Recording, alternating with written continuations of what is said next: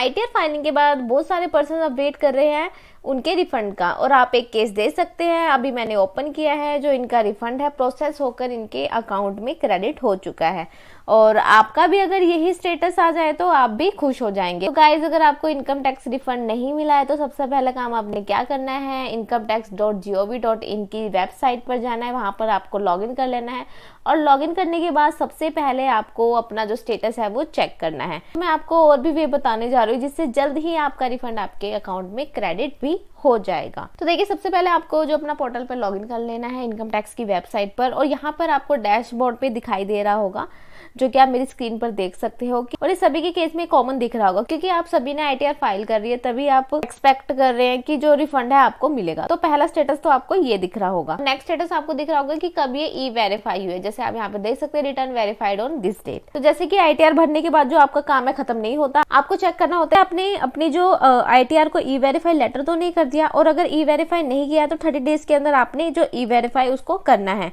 तो अगर यहाँ पर ई वेरिफिकेशन नहीं हुआ है आपको, तो पहले अपना ई वेरिफिकेशन जरूर करें। और ऐसा मैं इसलिए बोल रही हूँ क्योंकि जो ई वेरिफिकेशन है आप सभी के लिए जरूरी है, क्योंकि अभी मैं आपको इनकम टैक्स का डाटा भी दिखाने वाली हूँ, जिसमें कि आईटीआर तो जितनी फाइल हुई है उससे कम आईटीआर ई वेरीफाई हुई है, और अभी मैं आपको दिखाऊंगी डाटा। तो आप चेक कर ले कि आपके केस में क्या आपका जो आईटीआर है वो वेरीफाइड है। अगर आपने नहीं करी है तो उसको ई वेरीफाई जरूर करे जाकर। नेक्स्ट स्टेटस जो आपको चेक करना है कि जो आपकी आईटीआर है वो प्रोसेसिंग में चली गई है, और अगर आपकी रिटर्न अभी तक प्रोसेस में नहीं गई है तो आपका रिफंड कैसे आएगा। तो सबसे पहले चाहिए कि आपकी जो रिटर्न है प्रोसेस में चली गई हो। तो बहुत सारे पर्सन के केस में ये भी हो जाता है। देन आपका अगला स्टेटस आ जाता है कि जो प्रोसेस हो गई है तो कब हुई है। तो बहुत सारे पर्सन का ये जो स्टेटस है वो टिक ही दिखेगा, तब भी उनका यहाँ पर जो रिफंड है वो नहीं दिखेगा, या फिर उनके बैंक अकाउंट में आया ही नहीं होगा। तो अब उस केस में आपको क्या करना है ये मैं आपको बताने जा रही हूँ। कई बार कई केसेस में क्या होता है कि आपको यहाँ पर डिफेक्टिव रिटर्न नोटिस मिल जाता है। तो अगर आपको यहाँ पर डिफेक्टिव रिटर्न नोटिस आया है तो आपने पहले क्या करना है, अपने डिफेक्टिव रिटर्न नोटिस को करेक्ट करना है और उसका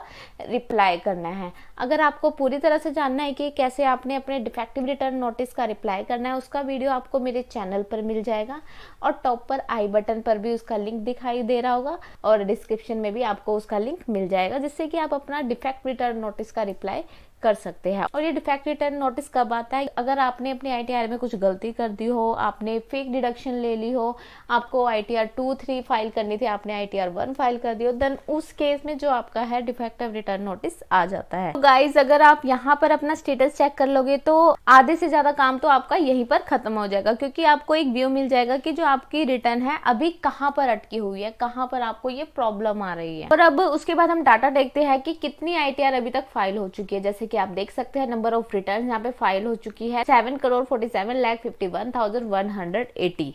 तो इतनी आईटीआर जो है आपकी फाइल हुई है असेसमेंट ईयर 2024-25 में। उसके बाद हम बात करते हैं कि कितनी जो रिटर्न्स है वो ई वेरीफाइड हो गई है। जैसे कि आप देख सकते हैं कि 7,30,07,817 जो रिटर्न है वो ई वेरीफाइड हो गई है। मतलब कि अभी भी 17-18 लाख के आसपास जो आपकी रिटर्न्स है वो ई वेरीफाइड नहीं हुई है। यानी कि बहुत सारे पर्सन है जो अपनी आईटीआर को अभी तक ई वेरीफाई नहीं कर पाए हैं। और अगर आप ई वेरीफाई नहीं कर पा रहे हैं तो 30 डेज के अंदर आपने आईटीआर की हार्ड कॉपी को प्रिंट करना है और उस पर साइन करना है, क्योंकि बहुत सारे लोग ये मिस्टेक करते हैं कि वो साइन ही नहीं करते हैं, और जो उस पर एड्रेस दे रखा है इनकम टैक्स डिपार्टमेंट का, तो आपने उसको वहां पर स्पीड पोस्ट कर देना है। देन उसके बाद हम देखते हैं कि जो आपकी आईटीआर है वो कितनी प्रोसेस हुई है। यानी कि आप देख सकते हैं कि जो इतनी आईटीआर है वो फाइल हुई है और इतनी जो आईटीआर है वो प्रोसेस हुई है। यानी कि 1.5 करोड़ के आसपास जो आईटीआर है वो अभी भी प्रोसेस नहीं हुई है। और इस बार अगर हम बात करें तो इनकम टैक्स डिपार्टमेंट की प्रोसेसिंग अभी बहुत स्लो है, क्योंकि इनकम टैक्स वाले आपकी जो आईटीआर है अच्छे से चेक कर रहे हैं। वैसे हर बार ये चेक करते हैं, पर इस बार क्या है, मिसमैच बहुत ज्यादा है, क्योंकि अब जो हमारी आईटीआर है वो AIS और 26 AS बेस्ड हो गई है, और बहुत सारे पर्सन का जो डाटा है वो ऑटोफिल भी आता है। फिर भी बहुत सारे पर्सन क्या करते हैं, इनको आईटीआर 2 या 3 फाइल करना था तो वो आईटीआर 1 ही फाइल कर देते हैं। तो इसलिए इनकम टैक्स डिपार्टमेंट अच्छे से सारी चीजें चेक कर रहा है, और चेक करने के बाद कुछ मिसमैच होता है तो इनकम टैक्स डिपार्टमेंट आपको डिफेक्ट रिटर्न का जो नोटिस है वो भेज देता है। और बहुत सारे पर्सन जिनका रिफंड भी नहीं बनता है वो रिफंड क्लेम करने के लिए क्या लेते हैं, फेक डिडक्शन। तो इसलिए भी जो है वो अभी टाइम लग रहा है। और साथ ही अभी जो हमारा इनकम टैक्स डिपार्टमेंट का जो सीजन खत्म हुआ है ना, ये 31 जुलाई तक इंडिविजुअल के लिए खत्म हुआ है, इन पर की जो ऑडिट है वो एप्लीकेबल नहीं होता। और अभी जो हमारा इनकम टैक्स फाइलिंग का जो सीजन है वो है 31 अक्टूबर, जिन पर की जो ऑडिट है वो एप्लीकेबल है, और उनकी ITR फाइल अभी होनी है 31 अक्टूबर तक। तो जब तक ये ITR फाइल होती है तब तक जो प्रोसेसिंग है वो थोड़ी स्लो चलती है इनकम टैक्स डिपार्टमेंट की तरफ से। देखा जाए तो इनकम टैक्स डिपार्टमेंट के पास जो ITR प्रोसेस करने का अभी सफिशिएंट टाइम है 31 दिसंबर 2025 तक। तो ये सिर्फ डिपेंड करता है इनकम टैक्स डिपार्टमेंट पर कि जो आपकी ITR है कब प्रोसेस होगी और कब रिफंड आएगा, इसमें आपकी कोई भी हेल्प नहीं कर सकता। और हाँ, अब मैं आपको एक काम बता रही हूँ, जैसे आप ये करोगे तो आपका जो रिटर्न है वो प्रोसेसिंग उसकी फास्ट हो जाएगी। तो नेक्स्ट आपको क्या करना है, नेक्स्ट आपको सर्विसेज पे जाना है, यहाँ पर नो योर रिफंड स्टेटस पर क्लिक करना है। यहाँ पर आप देखोगे कि जो आपका पैन है वो ऑटोमेटिक आ गया है, और यहाँ पर आपने असेसमेंट ईयर 24-25 को सिलेक्ट कर लेना है। देन नीचे की तरफ स्क्रॉल करना है और पढ़ने के बाद आपने यहाँ पर सबमिट कर देना है। तो यहाँ पर आप देखेंगे कि यहाँ पर स्टेटस पर आ जाएगा, अगर आपका रिफंड आ गया है तो इस पे लिखा हुआ आ जाएगा कि आपका refund so and so date को आपके अकाउंट में आ चुका है।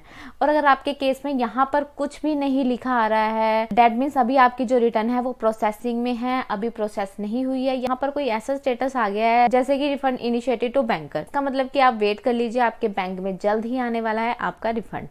और इसके बाद अगर हम बात करें कि आपका जो रिफंड है वो फेल हो गया है, तो आपने क्या करना है, आपने अपनी यहाँ पर प्रोफाइल पर जाना है और यहाँ पर आपने चेक करना है कि जो आपका बैंक अकाउंट है वो वैलिडेट हुआ है भी या नहीं। क्योंकि अगर आपका यहाँ पर जो बैंक अकाउंट है वैलिडेट ही नहीं हुआ होगा तो आपका जो रिफंड है वो नहीं आएगा। और फिर कई पर्सन को ये भी एरर आ रहा है कि उनको मैसेज तो आ गया है कि उनका जो रिफंड है उनके पास नहीं आ पाएगा क्योंकि उनके रिटर्न में दिक्कत है। तो उन्होंने सारी चीजें करेक्ट करके अब रिफंड री इशू की जो रिक्वेस्ट है वो डालनी है। तो आप यहाँ पर सर्विस पर रिफंड री इशू पर क्लिक करते हैं तो कई बार क्या होता है, ये ऑप्शन काम ही नहीं करता है।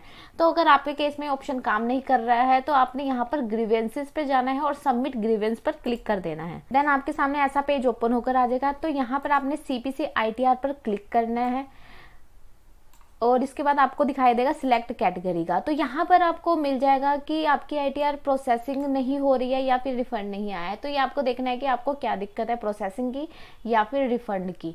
तो जैसे कि मैं यहाँ पर प्रोसेसिंग को क्लिक कर देती हूँ। देन आप यहाँ पर देखोगे सिलेक्ट सब कैटेगरी, जैसे कि प्रोसेसिंग में क्या क्या आपको दिक्कत हो सकती है। इंटीमेशन ऑर्डर रिक्वेस्ट करना है, notice under section received after correction, other processing, rectification rights, transfer to AST and correction under section. तो ये रीजन आपको देखना है। और अगर मान लीजिए आपको रिफंड में प्रॉब्लम है तो यहाँ पर आपने सब कैटेगरी आपको बहुत सारी दिख जाएगी कि intimation order received but no refund received, बल्कि इंटीमेशन ऑर्डर आपको मिल गया है पर आपका जो रिफंड है वो नहीं मिला है।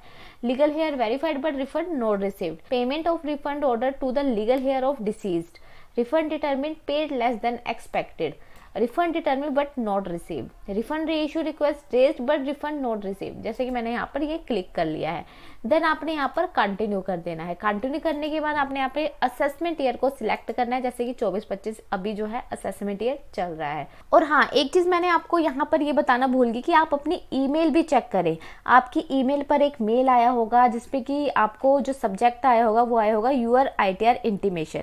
मेक श्योर करें कि आपने उसको करेक्टली थोरली चेक कर लिया हो। उसमें क्या होता है कि उसमें आपको कुछ फिगर्स दिखाई देती है जो कि आपने डाली है और जो इनकम टैक्स डिपार्टमेंट वालों ने डाली है। तो आपको उस फिगर्स को ध्यान से देखना है कि जो आपकी फिगर्स है वो डिपार्टमेंट वालों से मैच कर रही है या नहीं, क्योंकि बहुत केसेस में होता है कि उनकी जो फिगर्स होती है वो हमसे मैच नहीं होती है। मान लीजिए कि जैसे आपका रिफंड बन रहा था 15,000 तो उन्होंने उसको कर दिया है 0। ऐसे इंटीमेशन में तो आपको जो है रिवाइज रिटर्न फाइल करनी पड़ेगी। तो पहले तो आपको क्या करना है, सबसे पहले अपनी इंटीमेशन चेक करनी है जो कि आपको मेल पर दिखाई दे रही होगी। तो यहाँ पर हम बात कर रहे थे, यहाँ पर आपने ग्रीवेंस डिस्क्रिप्शन में जो भी डालना है वो डाल देना है। देन अटैचमेंट्स में जो भी आपके पास अटैचमेंट है वो यहाँ पर डालकर आपने यहाँ पर सबमिट ग्रीवेंस कर देना है। तो ये तो मैंने आपको बहुत सारे वेज बता दिए हैं जिससे कि आप अपना जो रिफंड है वो देख सकते हैं और अच्छे से चेक कर सकते हैं। यही आपके पास ऑप्शन है। ऐसा नहीं है कि मैं आपको बता दूंगी कि जो आपकी ITR है कितने दिन के अंदर प्रोसेस होती है, कब आपका रिफंड आएगा, ऐसा कुछ नहीं है। सब कुछ इनकम टैक्स डिपार्टमेंट के हाथ में है। हम इनकम टैक्स डिपार्टमेंट नहीं है तो वो खुद इनकम टैक्स की जो है प्रोसेसिंग करेंगे अपने हिसाब से। ऐसा नहीं है कि आपने चाहा और आपकी जो रिटर्न है वो प्रोसेस हो गई और आप सारा दिन ही रिफंड को याद करते रहते, तो उससे कुछ भी होने वाला नहीं। पर ये स्टेप जरूर फॉलो कर लेना जो कि मैंने आपको बताया है। और सबसे इंपॉर्टेंट पॉइंट मैं आपको बता देती हूँ कि कई बार क्या होता है कि जो IFSC कोड होता है ना वो भी चेंज हो जाते हैं, क्योंकि आजकल क्या होता है जो बैंक है वो मर्ज बहुत ज्यादा होते रहते हैं और आम आदमी को पता ही नहीं होता, और उसकी वजह से क्या होता है कि जो आपका IFSC कोड है वो चेंज हो जाता है। उनका जो IFSC है वो कुछ और ही होता है। तो बैंक में जाकर एक बार जरूर वेरीफाई कर ले कि जो आपका IFSC है वो चेंज तो नहीं हो गया है। एक रीजन ये भी हो सकता है कि जो आपका पैन है वो आपके बैंक अकाउंट से लिंक है या नहीं, जो आपका मोबाइल है वो रजिस्टर्ड है या नहीं। ये सारी चीजें भी आपने अपने बैंक में देखनी है कि वो वैलिडेट है, कि अगर वैलिडेट है तो जल्द ही आपका रिफंड आ जाएगा, उसमें कोई इशू नहीं है। तो गाइज मैंने बहुत सारे पॉइंट्स आपको बता दिए हैं जिससे कि आपका जो रिफंड है वो आ जाएगा अगर आप उसको फॉलो करेंगे तो गाइज आई होप आपको जो मेरा वीडियो पसंद आया होगा, और आपको मेरा वीडियो पसंद आया तो वीडियो को लाइक करें, शेयर करें और चैनल को सब्सक्राइब करना ना भूलें।